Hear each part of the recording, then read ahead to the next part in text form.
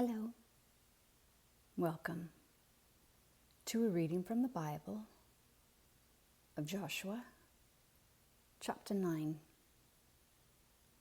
Now, when all the kings west of the Jordan heard about these things, the kings in the hill country, in the western foothills, and along the entire coast of the Mediterranean Sea, as far as Lebanon, the king of the Hittites, Amorites, Canaanites, Perizzites, Hivites, and Jebusites, they came together to wage war against Joshua and Israel.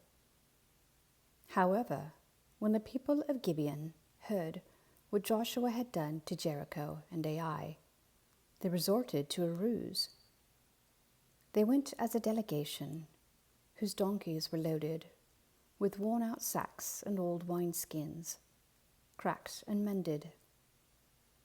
They put worn and patched sandals on their feet and wore old clothes. All the bread of their food supply was dry and moldy. Then they went to Joshua in the camp at Gilgal and said to him and the Israelites, "We have come from a distant country. Make a treaty with us." The Israelites said to the Hivites, "But perhaps you live near us, so how can we make a treaty with you?" "We are your servants," they said to Joshua. But Joshua asked, "Who are you, and where do you come from?" They answered, "Your servants have come from a very distant country, because of the fame of the Lord your God. For we have heard reports of him, all that he did in Egypt, and all that he did to the 2 kings of the Amorites east of the Jordan, Sihon, king of Heshbon, and Og, king of Bashan, who reigned in Ashtaroth. And our elders and all those living in our country said to us, 'Take provisions for your journey. Go and meet them, and say to them, "We are your servants. Make a treaty with us." This bread of ours was warm when we packed it at home on the day we left to come to you. But now see how dry and moldy it is. And these wineskins that we filled were new, but see how cracked they are. And our clothes and sandals are worn out by the very long journey." The Israelites sampled their provisions, but did not inquire of the Lord. Then Joshua made a treaty of peace with them to let them live, and the leaders of the assembly ratified it by oath. 3 days after they made the treaty with the Gibeonites, the Israelites heard that they were neighbors living near them.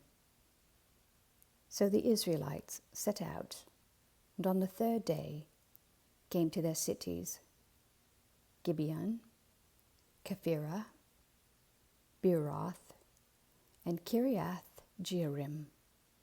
But the Israelites did not attack them, because the leaders of the assembly had sworn an oath to them by the Lord, the God of Israel.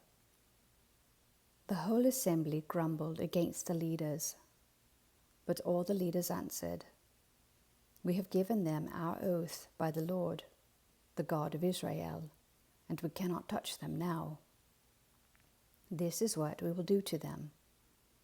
We will let them live, so that God's wrath will not fall on us for breaking the oath we swore to them." They continued, "Let them live, but let them be woodcutters and water carriers in the service of the whole assembly." So the leader's promise to them was kept. Then Joshua summoned the Gibeonites and said, "Why did you deceive us by saying, 'We live a long way from you,' while actually you live near us? You are now under a curse. You will never be released from service as woodcutters and water carriers for the house of my God. They answered Joshua, Your servants were clearly told how the Lord your God had commanded his servant Moses to give you the whole land and to wipe out all its inhabitants from before you. So we feared for our lives because of you, and that is why we did this. We are now in your hands. Do to us whatever seems good and right to you. So Joshua saved them from the Israelites, and they did not kill them. That day he made the Gibeonites woodcutters and water carriers for the assembly, to provide for the needs of the altar of the Lord at the place the Lord would choose. And that is what they are to this day. Amen. Thank you for listening.